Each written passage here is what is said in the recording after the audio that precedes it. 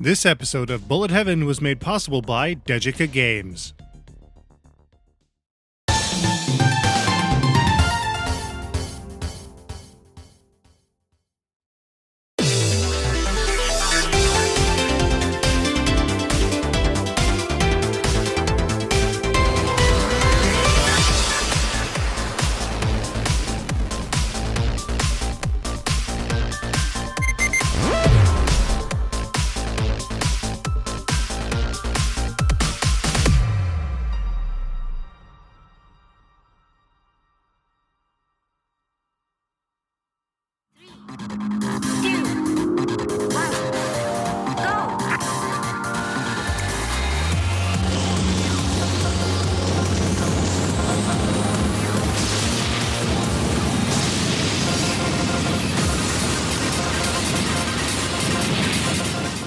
In episode 81 of Bullet Heaven, we took a look at DoDonPachi Resurrection, the fourth, or fifth depending who you ask, title in the DonPachi series from Cave. As a fully localized PAL Xbox 360 release from Rising Star Games that was playable in North American systems, DDP Res offered a huge wealth of different game types and modes for a wide variety of players of different skill levels. Though not especially newbie friendly, it was still at least somewhat approachable, but requires a huge amount of skill to see the true final boss. Basically, we really liked it. Degica has brought back DDP Res with a new Steam release, and in addition to all of the content we took a look at before, they've also brought along some awesome long-awaited Black Label modes, including Black Label Novice, Black Label Arcade, and Ketsui-style Black Label Arrange, affectionately known as DoDonPachi. How does this release fare? Let's take a closer look.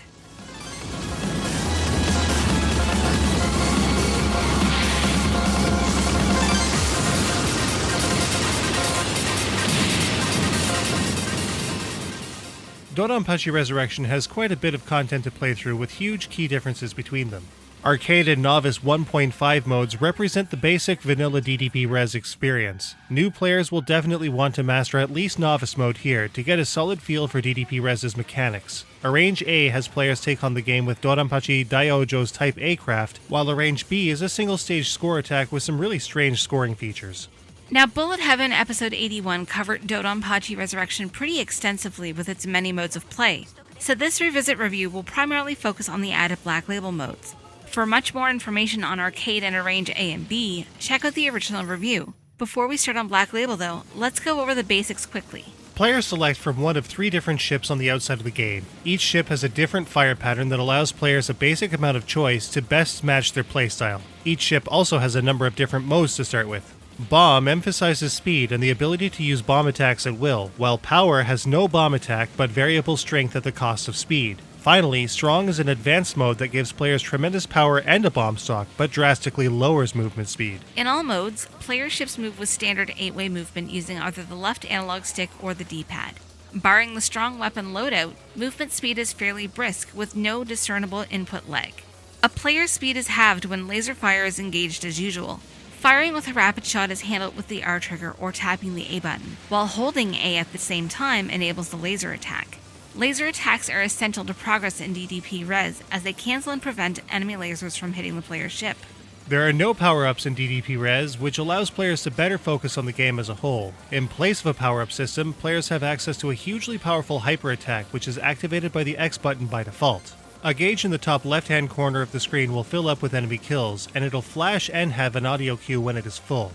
The Hyper Attack's guns will clear enemy bullets while greatly damaging enemies. Hyper Laser attacks deal even more damage, which is handy in boss battles. Finally, bombs are mapped to B by default, and do a good job of clearing the screen of a ton of bullets in a pinch. Black Label in specific has a few tweaks that differ from the original modes we took a look at in episode 81. The main gameplay tweaks here is that rapid shots and lasers can be fired at the same time rather than independently. As such, A is only for laser attacks while the R trigger handles rapid shots. Hypers can also be stocked with bombs, so long as Autobomb isn't engaged at game start. When the hyper gauge fills to max, the resulting hyper is then stocked with the bombs, which can be activated later with X or used as a bomb with B. Another addition to the Black Label mode is the Red Gauge, which will fill as players use both the shot and laser weapons at the same time. When the Red Gauge is filled, it will trigger a spike in the game's rank, making things more difficult for the player. At the same time though, Hypers will be easier to collect, since the Hyper Gauge also fills faster when the Red Gauge is active. Collecting Bs also helps in more ways than just the player's score. When a bee is collected when white or gold, it will wipe enemy bullets from the screen just like a bomb or large enemy kill. This also allows for a slightly more tactical approach to each stage.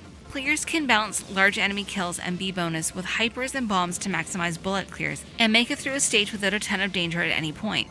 Things get even more crazy in Black Label Arrange. Ketsui has a very different playstyle than DoDonPachi on the whole, and those gameplay tweaks have made their way into this mode pretty much intact.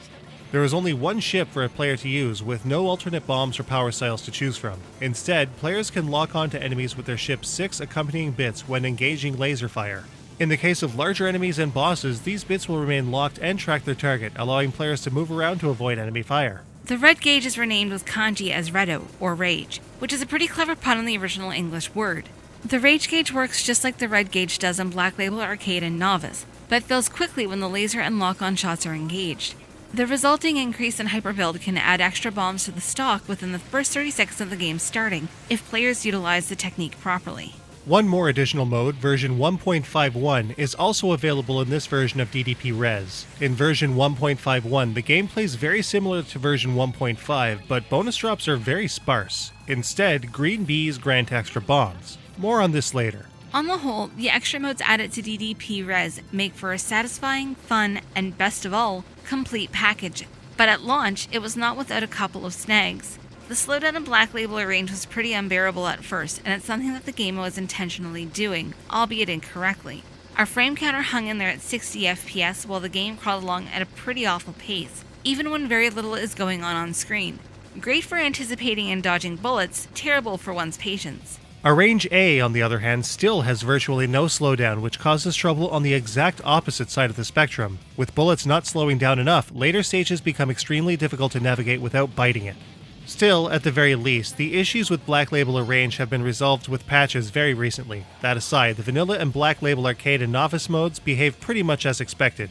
There's a ton of value to the Steam version of DDP Res given its huge amount of game modes, and that doesn't even take the hugely varied scoring systems into account.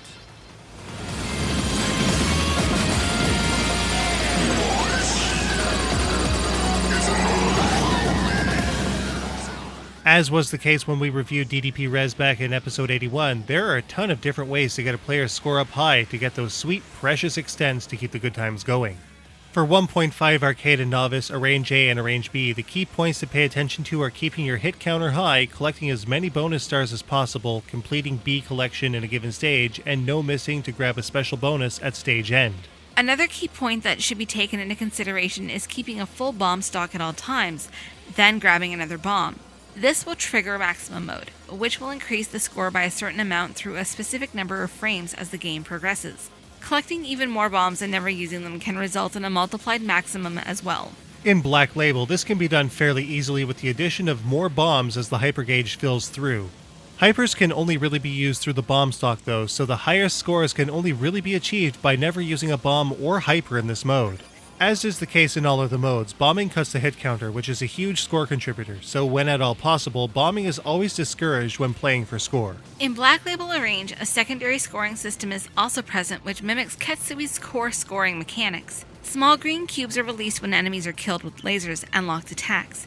These cubes will grow in value according to the player's proximity to the enemy and will stay at that level until the cube value counter in the top right-hand corner of the screen falls. With a maximum value of 10, a huge amount of pointage can be accumulated. At stage end, these cubes are tallied after the star bonus, with a huge additional payout depending on what level the majority of your cube collects were. As always, the no miss bonus is also present for players that make it through a stage untouched. Things get a little strange in version 1.51 though. In this mode, the game behaves just like in version 1.5 when it comes to the core scoring. However, there are only very few star bonuses, even when no missing a boss, making for a tiny score via drops. In 1.51, the best way to go is to pick up as many green bee icons as possible. As always, green bees only give players 100 points on pickup, but since they also grant a bomb, players should be able to get an enormous multiplier on maximum very quickly. This can easily award the player with an extend in stage 1 alone. Scoring is also able to be posted to online leaderboards for players to see how they stack up on the worldwide circuit. DDP Res has so many modes and specific tweaks to its scoring that there is surely a mode out there for every player to compete, regardless of skill level. Novice mode is definitely a great way for players to start, and even though it's still just a bit too furious for super green players, a little practice will have players hanging in there in no time.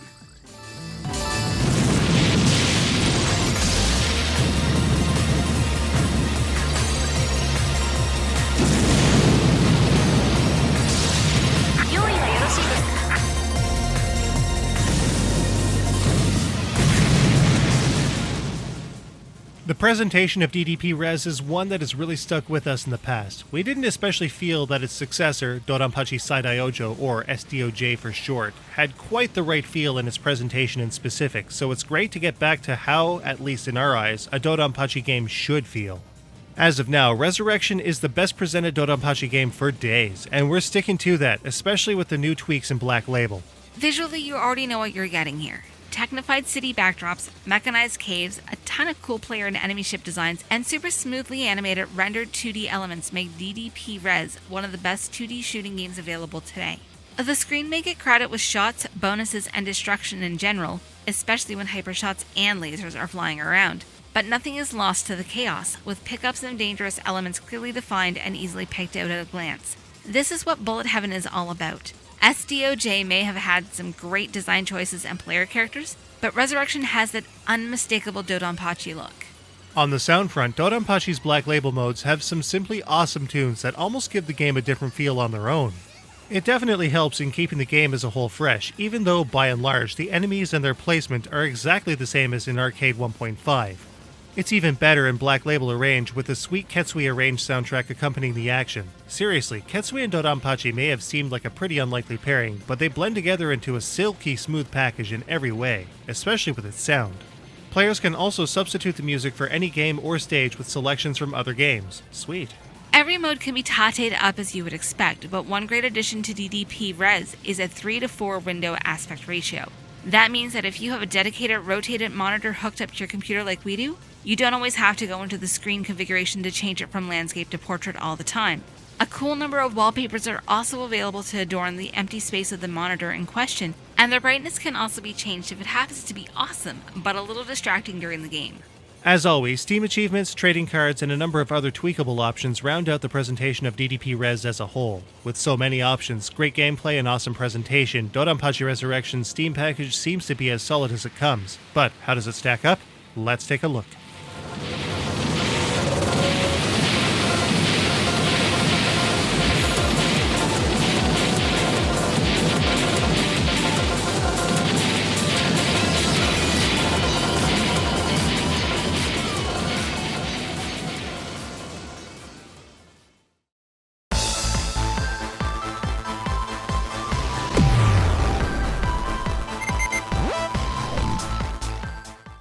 With no discernible input lag, the control in DoDonPachi Resurrection is tight and responsive. The slight change to the control scheme in Black Label works equally as well. DDP Res's challenge is exactly what you'd expect from Cave, with the right amount of give between dense bullet swarms. Novice modes make for a great introduction for intermediate novice bullet hell players looking to step up their game. There are a total of 8 full modes of play in this release of DDP Res. That equals huge play times to see it all. Score chasers will have plenty to chew through because of this alone. Not much about the visuals hurts DDP Res. A few of the explosions are a tiny bit on the rough side, but it's otherwise amazing. Barring the explosions, the visuals here are super smooth with a great style you'll see nowhere else but DoDonPachi. In terms of sound, the new arranged soundtracks in DDP Res Black Label do a fan-freaking-tastic job of keeping the game fresh, even if it is generally the same visually. As always, the sound effects are everything you'd expect from a great cave game.